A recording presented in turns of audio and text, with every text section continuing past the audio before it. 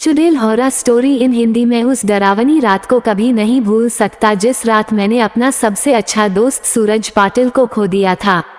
सूरज और मैं बचपन से ही एक दूसरे के साथ थे। सूरज मेरा दोस्त कम और भाई ज्यादा था। 10वीं कक्षा के बाद हम दोनों ने लातूर के एक प्रतिष्ठित कॉलेज में प्रवेश लिया। हमारे लिए लातूर शहर अनजान था, पर कुछ ही दिनों में हम उस शहर का चप्पा चप्पा जान गए थे, क्योंकि सूरज और मैं पूरे दिन गांव में बाइक से घुमा करते थे। हम दोनों रोज रोज उसी शहर में घूमकर बोर हो चुके थे, इसलिए एक रात हमने लॉन्ग ड्राइव पर जाने का फैसला किया। हमने कामी गांव के जंगल में जाने का प्लान बनाया।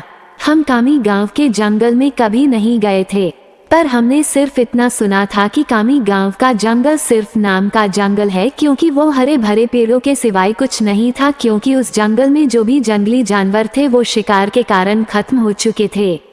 इसलिए रात में लॉन्ग ड्राइव पर जाने के लिए वो जंगल बिल्कुल सुरक्षित था, और उसी रात पूर्णमासी की रात भी थी। मौसम भी अच्छा था, इसलिए मैं सूरज के साथ कामी गांव के जंगल में जाने के लिए राजी हो गया। रात के 11 बजे हम कामी गांव के जंगल में दाखिल हो गए। हमने जैसा सुना था वैसे ही जंगल का रास्ता मक्खन की तरह मुलायम था। हमारी बाइक हवा से बातें करने लगी थी। वाकई बहुत मजा आ रहा था, पर मुझे इस बात से हैरानी हो रही थी कि हम जंगल के इतने अंदर दाखिल हो चुके थे, पर तब भी हमें रास्ते में एक भी गाड़ी दिखाई नहीं दे रही थी। जंगल का पूरा रास्ता सुनसान पड़ा हुआ था। तभी रास्ते में हमें एक पुल दिखाई दिया। सूरज ने उस पुल के बीचों बीच बाइक रोक दी। वह अंग्रेजों के द्वारा नदी में बनाया गया 100-200 साल पुराना ब्रिज था। पुल के बगल में एक बड़ा सा बोर्ड लगा हुआ था और उस पर लिखा हुआ था एस्ट जॉर्जे ब्रिज। हम दोनों पुल पर गए और खड़े हो गए। पुल के नीचे से नदी बह रही थी और कोमल हवाएं चल रही थी। नदी के बहती हुई पानी में चांद दिखाई दे रहा था। इतने में दूर जंगल से भेड़िए की रोने की आवाज आई और पुल के ऊपर से बहने वाली हवाएं अचानक रुक गई। नदी का पानी थम सा गया और चांद एक काले बादल के पीछे गायब हो गया। तभी हमारे सर के ऊपर से एक टिटहरी भयंकर आवाज में चीखती हुई मंडराने लगी। मालूम वो हमसे कह रही थी कि यहाँ से जल्दी से भाग जाओ। मैं सूरज, यहाँ कुछ अच्छा नहीं लग रहा है। टिटहरी का चीखना मतलब हमारे चारों तरफ खतरा मंडरा रहा है। हमें जल्दी यहाँ से निकल जाना चाहिए। सूरज, अरे भाई, कुछ अशुभ नहीं होता, बस ये अंधविश्वास है। यहाँ खड़े रहो और चुपचाप नजारा देखो। तभी मैंने सूरज से कुछ दूर पुल के पास एक औरत को खड़े देखा। दूर से तो वो दिखने में सुंदर लग रही थी, पर वो पुल के नीचे नदी में झांक रही थी। मैं उसकी तरफ देख ही रहा था कि इतने में वो औरत पुल के ऊपर चढ़ गई। मैं, सूरज अपने पीछे देख, वो औरत क्या कर रही है। सूरज ने पीछे मुड़कर देखा। वो औरत अभी भी पुल के रेलिंग के ऊपर चढ़कर नदी में देख रही थी। सूरज भाई, वो खुदकुशी करने की कोशिश कर रही है। सूरज ने मुझसे कहा। खुदकुशी? ये शब्द सुनकर मेरे हाथ पैर कांपने लगे, क्योंकि जब मैं एक बच्चा था तब मेरे दादाजी ने खुद को फांसी लगा करके खुदकुशी कर ली थी, और वो मैं ही था जो उन्हें पहली बार फांसी पर लटकते हुए देखा था। इधर सूरज उस औरत को रोकने के लिए उसकी तरफ भागा, लेकिन मैं वहीं खड़ा रहा, क्योंकि फांसी पर लटकते हुए मेरे दादाजी मेरे सामने आ रहे थे। सूरज तेजी से चिल्लाया, अरे चाची, क्या कर रही हो? उतरो, वहां से गिर जाओगी। सूरज की आवाज सुनकर मैं होश में आया। सूरज उस औरत के बहुत ही करीब जा पहुंचा था और तभी वो औरत नदी में कूद गई। तब तक मैं दौड़ते हुए सूरज के पास जा पहुंचा। वो औरत हमारे सामने नदी में डूब रही थी और चीख रही थी, बचाओ बचाओ, पर हम उसे सिर्फ डूबते हुए देख रहे थे, क्योंकि हम दोनों बहुत ज्यादा डर गए थे। वो औरत मदद के लिए बुला रही थी। फिर तभी सूरज ने अपनी टी-शर्ट उतारा और पुल की रेलिंग पर चढ़ गया। मैंने उसका हाथ पकड़कर उसे रोकने की बहुत कोशिश की, लेकिन वह नहीं माना। उसने मेरे हाथ से अपना हाथ छुड़ाकर उस लड़की को बचाने के लिए नदी में कूद गया। सूरज नदी में कूदते ही उसने अपने आसपास देखा तो उसे वह औरत कहीं भी दिखाई नहीं दे रही थी। उसने सोचा कि वह डूब चुकी होगी। फिर उसने गहरी सांसें ली और पानी के अंदर डुबकी लगाई। कुछ देर बाद वह पानी के ऊपर आया, लेकिन वह लड़की कहीं नहीं दिखाई दे रही थी।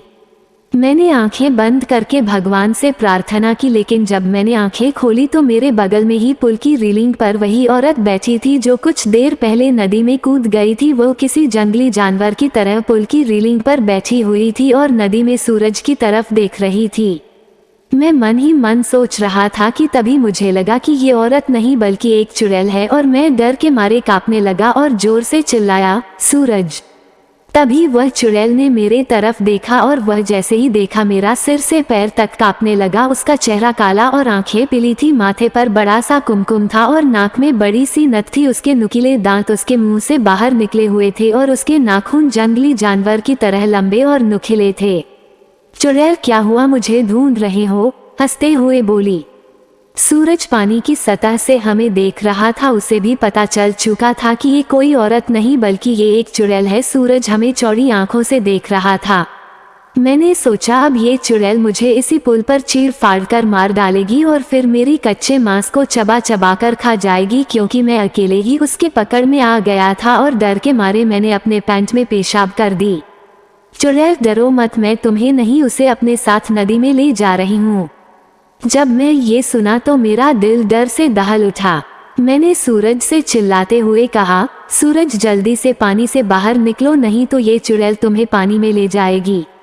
सूरज पूरी तरह से डर गया था। उसके हाथ पैर सुन्न हो गए थे। उसे एहसास हो गया था कि वह नदी में से बाहर नहीं निकल पाएगा, क्योंकि वह नदी के बीचों बीच था। चुड़ैल मेरे तरफ देखकर मुस्कुराए और फिर नदी में छलांग लगा दी। सूरज आखिरी बार चिल्लाया और चुड़ैल उसे पानी में अपने साथ ले गई। कुछ देर तक पानी में से बुलबुले निकलते रहे, पर कुछ देर बाद वो भी बंद हो गए। मैं आंखें फाड़ फाड़ कर नदी में देख रहा था और सूरज को पुकारता रहा और इतने में नदी के पानी में खून दिखाई दिया। मेरी आंखों में आंसू आ गए और मैं समझ गया कि उस चुड़ैल ने सूरज को मार दिया है। मैं वो सदमा बर्दाश्त ना कर सका। मेरी आंखों के सामने अचानक अंधेरा छा गया और मैं उसी जगह पर बेहोश हो गया। जब मुझे होश आया तब सुबह हो चुकी थी। मैं 4-5 लोगों से घिरा हुआ था। पुल पर काफी सारे लोगों की भीड़ जमी हुई थी। लोग पुल के नीचे झांक कर देख रहे थे। मैं उठा और दौड़कर पुल के पास गया और देखा पानी में नदी के किनारे सूरज की लाश तैर रही थी। उस चुड़ैल ने बड़े ही बेदर्दी से सूरज के सीने से दिल निकाल लिया था। मेरा सबसे अच्छा दोस्त मुझे छोड़कर चला गया था। उस दिन मुझे कामी गांव के लोगों से पता चला कि उस नदी में 100 साल पहले से किसी चुड़ैल का वास था।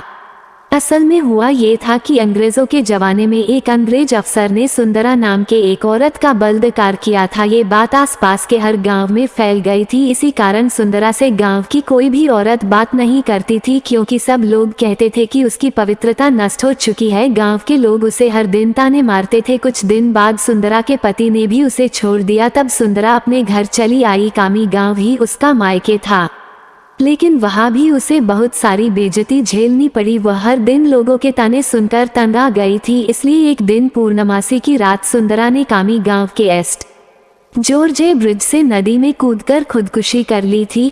मरने के बाद वह चुड़ैल बन गई और पूर्णमासी की रात सुंदरा उस ब्रिज पर आती थी और लोगों को इसी तरह कपट से अपना शिकार बनाती थी। कामी गांव के कुछ बुजुर्ग लोग ये भी कहते हैं कि 100 पुरुषों या लड़कों का दिल खाने के बाद वह चुड़ैल फिर से एक सुंदर औरत बनने वाली थी। इसलिए वह सिर्फ पुरुषों और लड़कों को अपना शिकार बनाती थी और उनका दिल कच्चा चबा जाती थी।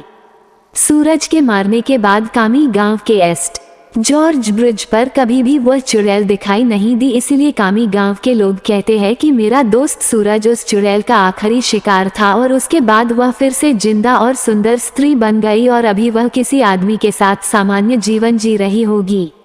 सूरज चौधरी की कहानी अगर मजा आ गया तो वीडियो को लाइक करें और चैनल को सब्सक्राइब करें, और फेसबुक पर वीडियो देख रहे हैं तो पेज फॉलो करें। धन्यवाद।